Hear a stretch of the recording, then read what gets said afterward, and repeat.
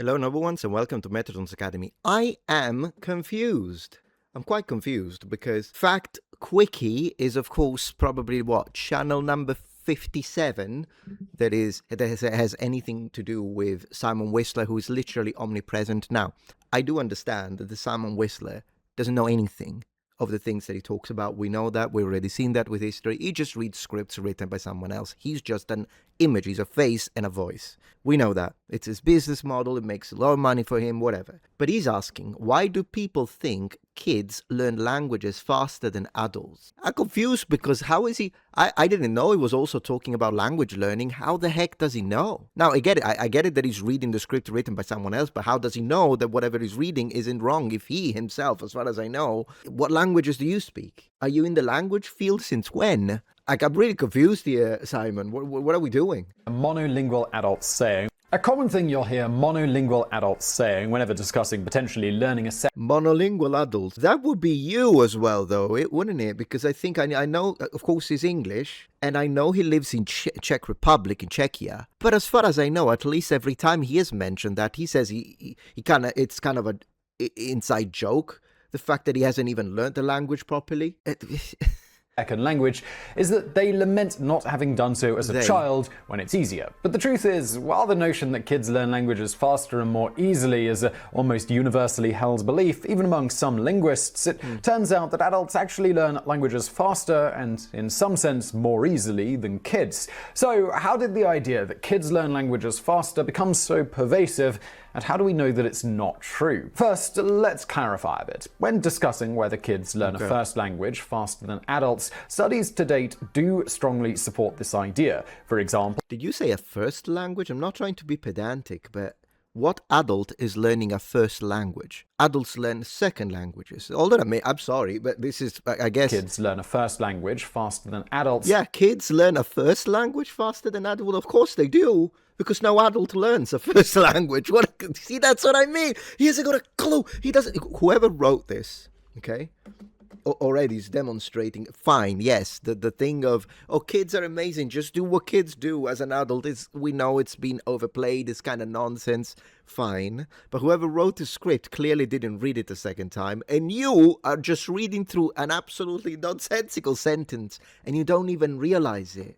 Children learn first languages faster than adults. Okay.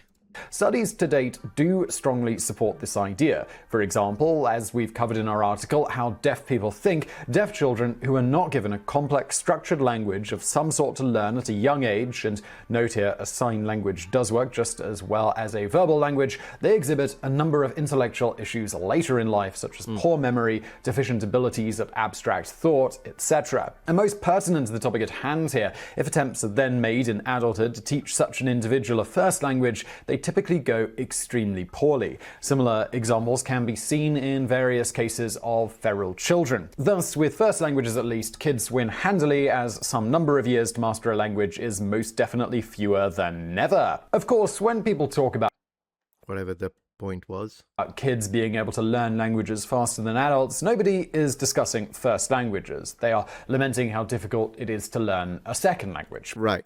However, if you've ever had the pleasure of being around a child, basically ever, you may or may not have noticed that certainly while their comprehension leads their speaking a bit at first, it takes a whopping year or so, give or take, for them to learn their first few words, and then a few more before they start articulating well and speaking in relatively complex sentences and featuring a relatively robust vocabulary. And even then, they are still extremely deficient in a lot of ways when it comes to their first language. Yeah, of course, it takes a while. I think the difference there is the fact that kids do have some advantages, though. Like, for instance, their ability to acquire native sounds, which is a lot harder for adults. In the majority of cases, it becomes almost impossible to get rid of your accent for the majority of people. There are people that can lighten their accent, and you can even get almost native. Like, are there situations where the difference is so negligible between the level of pronunciation that has been reached by the specialist, don't even try with the word polyglot there, by the specialist in comparison to a native? Yeah, there are cases like that, very rare. But probably if we sat down with the spectrogram, there probably still is some minute differences that everyday ear listening won't notice. So yeah, some people get extremely close, very talented people. There are other people that sound really, really good. Okay. But of course, a child is their brain, particularly in the first 3 years, that sort of window, they can acquire virtually any sound, anything, and reproduce it perfectly because they can become native. So anything you throw at them, whereas, if you throw Cantonese to a 20-year-old American, it's going to be a problem to get the pronunciation like that. So that's definitely an advantage. Rather than speed, it's the ability to acquire native-like sound structure and that kind of stuff. We're talking about many years of learning here. Of And the course. same holds true of children learning more than one language at a time. It still takes them years of practice to become fluent in the second language at anywhere close to an adult-like level. As linguist Dr. Karen Lightman sums up, people think that children are fast at learning language. They are not fast. They're slow, They're yeah. slow. Yeah. Illustrating this point, consider a study conducted by linguists Sarah Furman and Avi Karni of the University of Haifa in Israel. The study was called No Childhood Advantage in the Acquisition of Skill in Using an Artificial Language Rule. While it has been well established that adults learn additional languages much better than children when learning explicitly, the researchers here were curious how adults would fare compared to their younger counterparts at implicit learning of language in a controlled environment. Thus, in the study, they made up a rule where verbs in a sentence would be pronounced differently depending on whether the object the verb was referring to was inanimate or animate. I'm not a huge fan. I've seen a study like this as well, where they were using made-up words, and they were like, well, we're going to test your ability to and then they tried to, come on, we've got so much already existing when it comes to the world of language. It's infinite resource. Why do they do these made-up things? I know that they say there are their reasons, neurological and whatnot, but personally, just don't use made-up stuff. Don't use made-up stuff. At no point was this rule explained, and the participants simply listened to the language spoken with this rule used, and then were later asked to speak the correct verb given some noun. The study used groups of 8 and 12-year-olds as well as adults of varying ages. The results? Well, as you might have guessed from the title of the paper, the adults wiped the floor with the littles. To wit, as noted in the study, adults were superior to children of both age groups, and the 8-year-olds were the poorest learners in all task parameters, including in those that were clearly implicit. Altogether, the maturational effects in the acquisition of an implicit AMR do not support a simple notion of language skill learning advantage in children. Maybe in this particular environment, but there are situations in which children do have an advantage. It's just that sometimes as adults we can't make use of the same. Like if we put us, that's really the real comeback to people that say, just do what children do. The real comeback is to say, with some things there is an overlap, and indeed, children, for instance, are surrounded by the language. Children tend to just go ahead and speak even if they make mistakes, and these are definitely things that we can learn from them. With that being said, there are other aspects that adults have an advantage over children, for sure. But there are some aspects that children do have advantages, that's that we can't replicate them. 2 months later, when tested again to see who remembered the rule best, the adults once again were champions, and once again the 12-year-olds came in second and the 8-year-olds last. In yet another study, Age and Learning Environments, Are Children Implicit Second Language Learners, conducted by the aforementioned Dr. Karen Lichtman, the researchers made up a language called Silly Speak and then taught it to groups of children and adults of various ages. Noteworthy here is that they taught it to some groups implicitly and others explicitly. The results? Well, regardless of whether the instruction was implicit or explicit, Dr. Lichtman sums up, the adults were more accurate than the kids, the adults were faster than the kids. Great. With the made-up stuff, though. Another interesting thing to note with this one, with regards to the merits of implicit versus explicit language learning, was that both children and adults in the explicit training condition developed greater awareness of the mini-language's structures, and greater awareness was associated with better performance for both age groups. What do you guys think? Because, I've just explained my thought process when it comes to made-up stuff. I just don't get why they have to do it with so much material. There would be I personally would just use real language for any test that you want to try and produce. What do you guys think? Do you agree with me? Do you disagree? Do you think made-up languages or made-up words can still be used, these sounds that did not develop organically nor naturally, as a good test? For me, it just can't. But let me know what you think in the comments. So next up, we have the Barcelona Age Factor project, which has been running since the late 1990s and is still going today. This project is studying kids learning English as a second language in Spain. The part of the research that is most pertinent to the current discussion is that they have been examining if younger children actually learn second languages faster than their older compatriots, given the same instruction and language exposure and practice. While the common notion is, even today, that starting kids as young as possible on a second language is the fastest and easiest way for them to learn a second Well, I wouldn't say fastest, but it is the easiest, definitely. language, once again, the results of this decades-long research project show in almost every single test the students were subjected to, students who start learning English as a second language later in life score markedly better. What test? What test? How was the test conducted? Because we know bilingual households, guys, I don't even know what we're talking about here. My gosh, I swear. Bilingual households where the child is brought up, they speak like natives. But of course, if you set them down and you try to do spelling, for instance, and that's not something that they practice since it's a separate skill from like speaking, listening, understanding, using the language flow, intonation, then they might perform poorly. Why? Because they didn't train that. But there is no question that a bilingual who's brought up in a household where both languages are spoken since early age will wipe the floor with anyone who tries to learn the language as a second. Like, this is I don't even know what they're wasting time, these scientists, and you repeating them.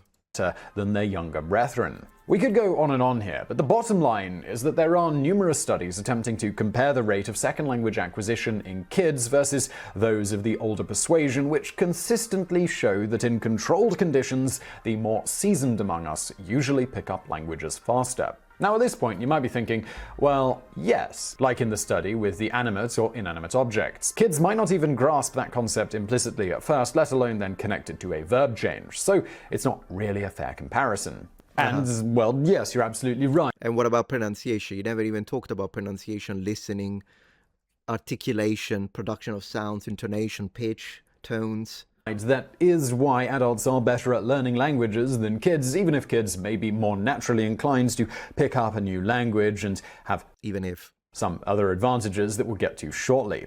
Adults simply come at the problem already having some level of mastery of an existing language, including in-depth understanding of language structure, grammatical. In-depth understanding of language structure and grammatical is not like, you don't have to be a linguist to reach a very high level of fluency. You know why? Well, because native speakers generally don't have an in-depth. Like, do you? Could you explain why the way present perfect continuous, present perfect simple, present progressive? Could you can you explain the modal verbs, phrasal verbs? Like, can you explain? This is your language, man. This is English. But the thing is, the average English person doesn't know, or the average Italian native, Japanese native, they don't know why they speak a certain way because they don't have a deep understanding of the grammatical structure. This video is a mess. Concepts, potentially already familiar with the given alphabet, possessing a broad knowledge of worldly concepts, ability to grasp certain nuances, abstractions, slang, jokes, etc. Adults also come with better study habits, or even just study habits at all. That depends on the adult, to be honest. But in fact, that is one of the main problems that we as language trainers have to overcome. The lack of good study habits on average students that want to reach a certain level in any given language. And a lot of the times, then it's not even the student's fault. It's the teacher's fault at school that also don't have a clue. The teachers don't have a clue, never mind the students, because they give you a list, and then you sit down at the desk and have this boring thing of reading the list that doesn't work. Even rote memorization doesn't work. It's like you have to experience the language to live it. In contrast, try to teach even a basic grammatical concept explicitly to a 4-year-old, and they'll be reaching for their tablet to watch My Little Pony faster than you can say verb. This is the stupidest language video I've ever watched. I'm just going to say it. I was going to say, Simon, I don't even care. I would say to brother, just whoever wrote the script, yeah, of course, because that's not what the children That doesn't mean that... Further, many kids are still learning to master their native tongue even well into their teens. Some might even argue that when extending to written language particularly, many of these teens who become adults never truly master even one language. So given all this, and the literally millions of examples of adults becoming fluent in another language, sometimes even in under a year, while kids often take years to reach... You're getting... adults getting fluent in a language in under a year. What, it's 6 months? How is it? 3 months? So you're a supporter of one of those polyglots. Those are scams, Simon. We've been fighting the scams. You can't use the polyglot scams as an example to say children suck at language learning, but adults, look at this. They could master a language in 3 months. I know he didn't say 3 months. He said under a year. The same level. Where did the idea that kids learn languages faster come from, and why is it so firmly ingrained, even still to this day, being found in many a psychology and linguistic textbook the world over? As for the once scientifically accepted notion, this primarily stems from a concept called the critical period hypothesis, proposed by neurologist Wilder Penfield and Lamar Roberts in their book Speech and Brain Mechanisms, published in 1959. This was later popularized by Eric Lannenberg's 1967 Biological Foundation of Language. With regards to language, in a nutshell, this is simply an idea that there is a critical period in which the human brain is particularly inclined to learn languages, and that after this period, a person is unlikely to be able to, or some even go so far as to say that they cannot, ever learn a new language. No one says that. You're misquoting completely the research. This is ridiculous. This is embarrassing. This is ridiculous. No one says.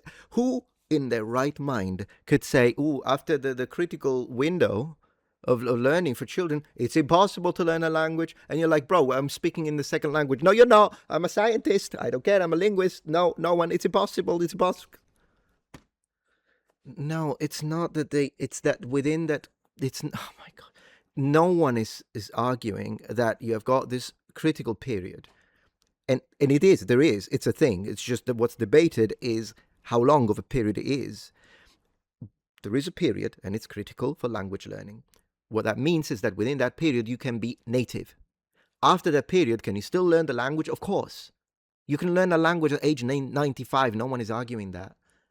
But there will be some elements of language learning, because it's not a plain field, by the way, Simon, let me tell you. Let us tell you. There will be some aspects of language learning that become harder and harder the older you become. And in fact, what's been studied, since I have read these studies, what's been presented is that the reality is that, for instance, pronunciation, intonation, but then you move into grammar structure, then you move into vocabulary retention, then you move into... These change at a different rate. So it's not like age 3, there is a block. No, it's like that. It's like a gradient. And you start losing your innate ability to acquire easily certain patterns faster, some others slower. There are some things you lose faster, which is pronunciation, and some things you lose slower. And that's how it is. No one is claiming.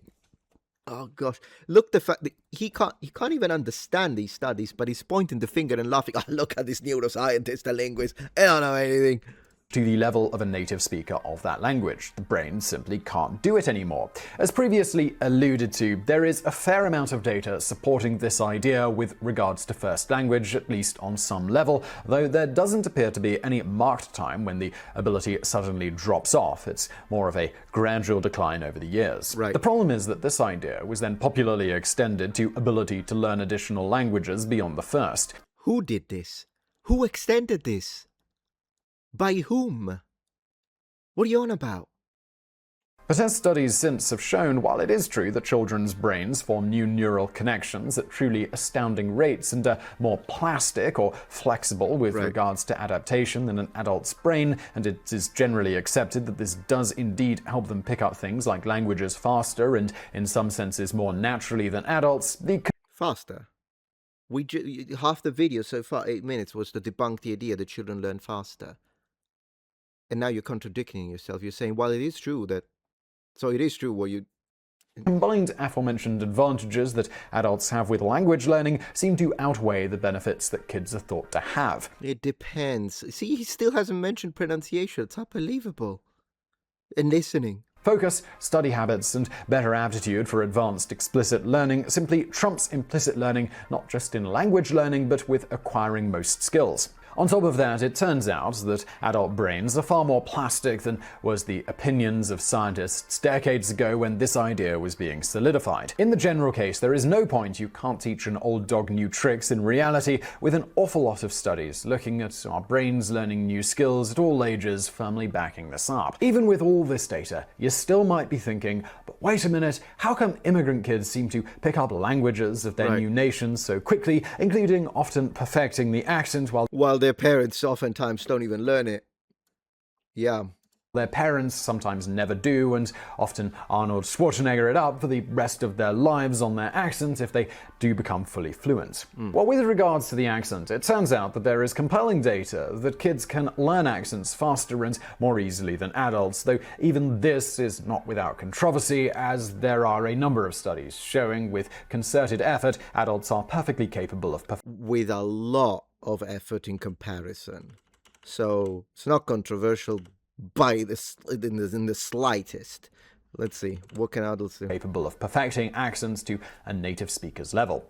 To a native speaker, it's example, in a survey paper, Age and Ultimate Attainment in the Pronunciation of Foreign Language, published in 1997, looking at whether Dutch learners of English were ever able to achieve a level of fluency to be indistinguishable from native English speakers, they note, the ratings obtained by some learners were within the range of the ratings assigned to the native speaker controls. Such results suggest that it is not impossible to achieve an authentic native-like pronunciation of a second language after a specified biological period of time. Examination of the learning. And that's fine. Although, as I was saying, I prefer to use the term native-like.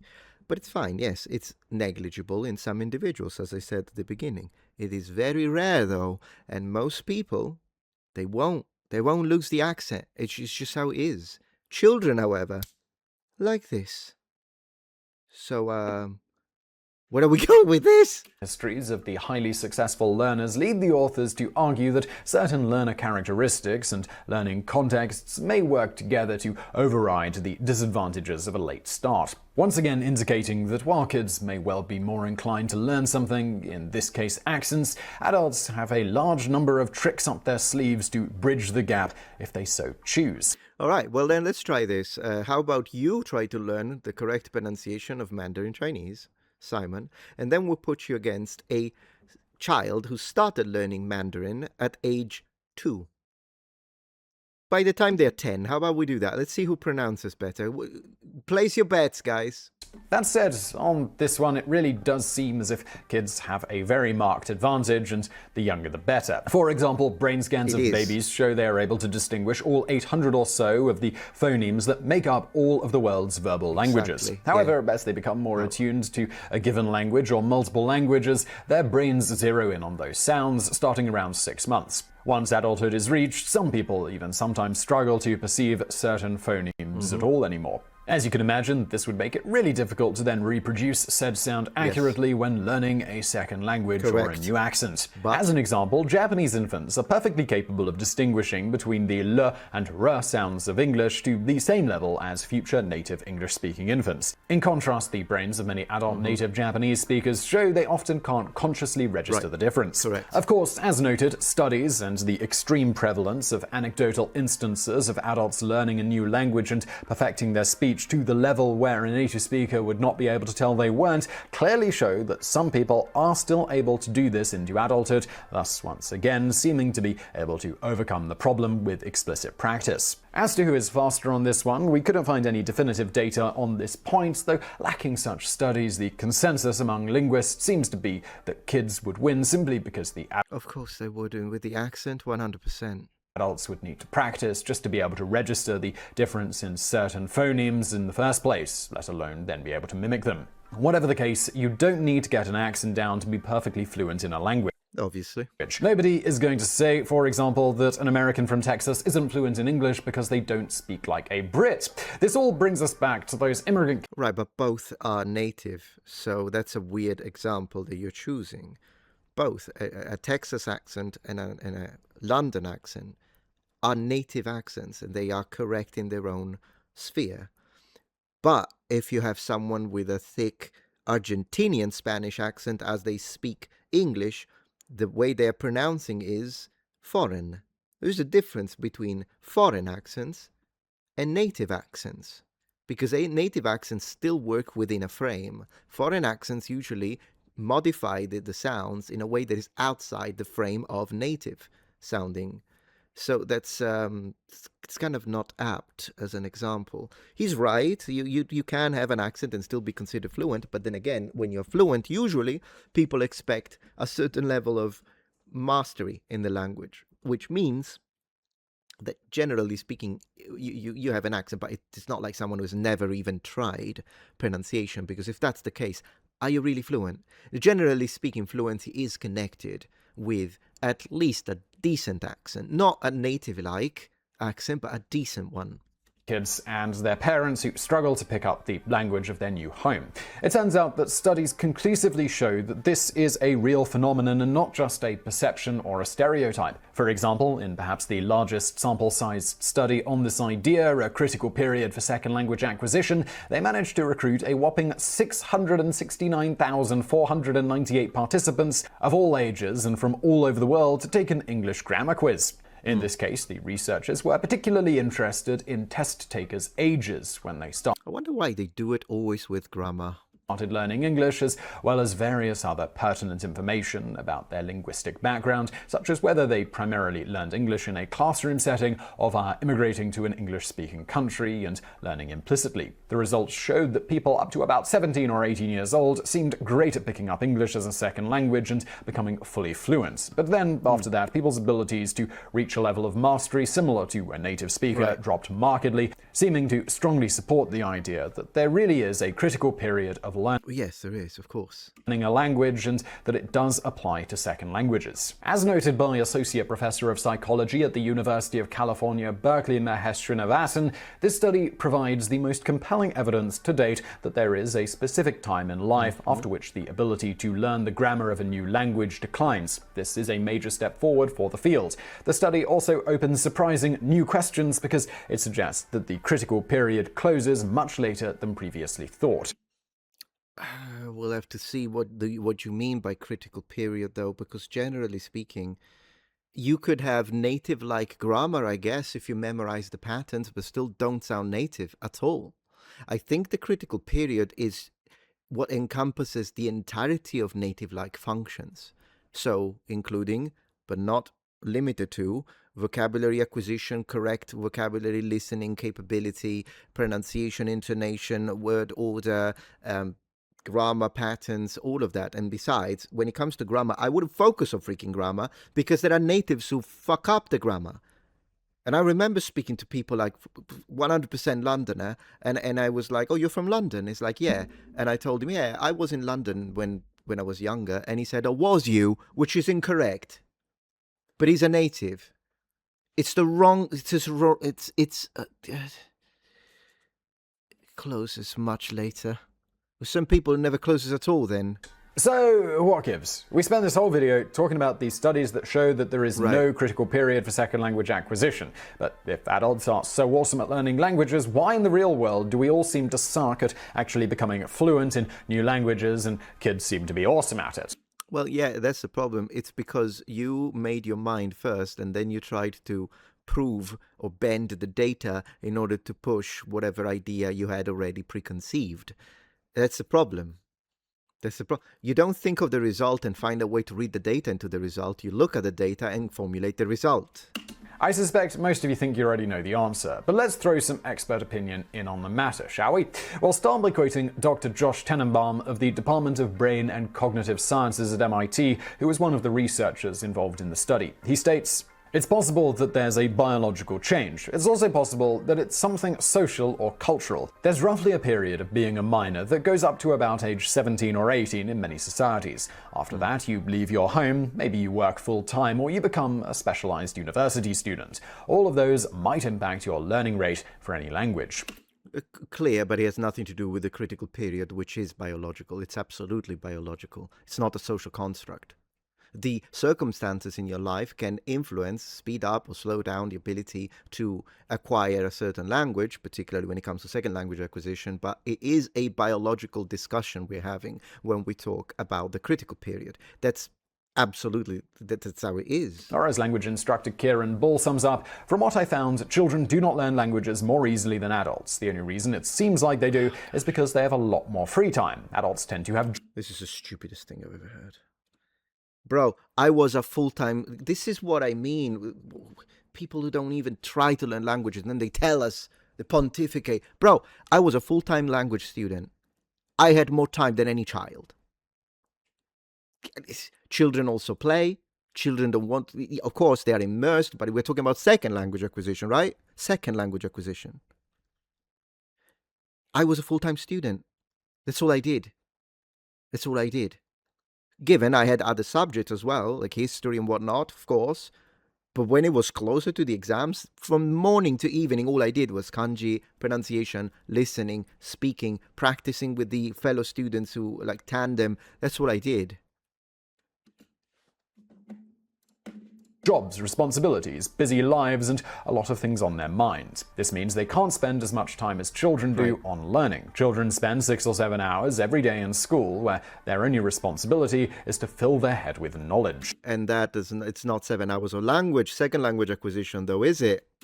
On that note, kids are often forced into an environment in which they must learn the language to do what they need to do, all the while getting both implicit exposure and explicit instruction. That's first language acquisition, unless they've been raised bilingual, which is what I'm going to do with my son, by the way.